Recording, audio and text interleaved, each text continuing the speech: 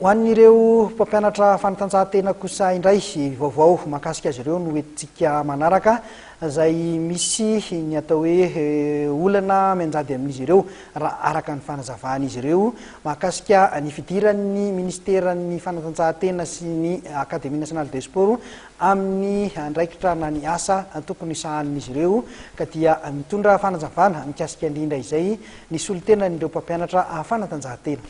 Ny azo ambara zany dia tsotra ny resaka éducation physique sportive dia andraikitsy ny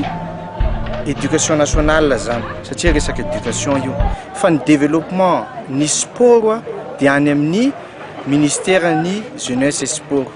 ka gaga ihany zany zahay zay tsy ny consulté nakoriny ny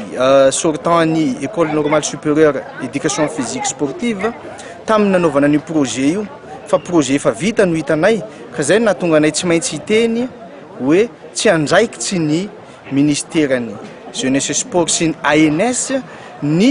resaka éducation physique et sportive fa any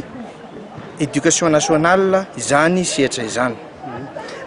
Inona moa zany ny tena hoe fototry le projet dia inona no zavatra hoe takinareo ao anatiny? Nahita voalohany ny constatation ANS zay nanao an'le projet ony tsy mandeha araka ny laony ny fampianarana éducation physique eto Madagasikara. Aminay dia tsy anjarany ANS mihitsy no ijeran'izany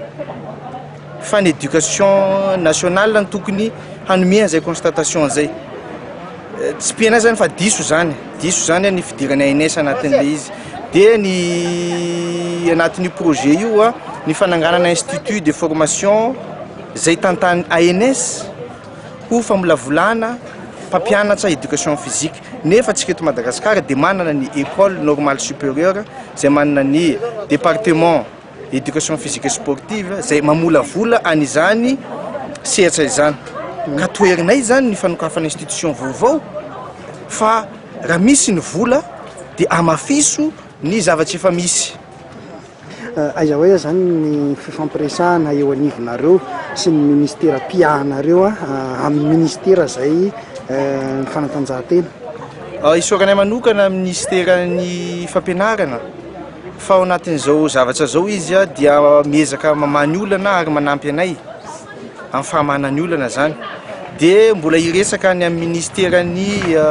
jeunesse et sport zay amin'ny herinandro ambony sy resaka amin'ny rizareo ANS zay normalement moa zany izy ny tokony anantona anay satria anay ny sehatra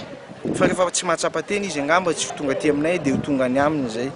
dia iangavan'izy ireo hoe ameo anymène ny projet zay tokony ho anymène.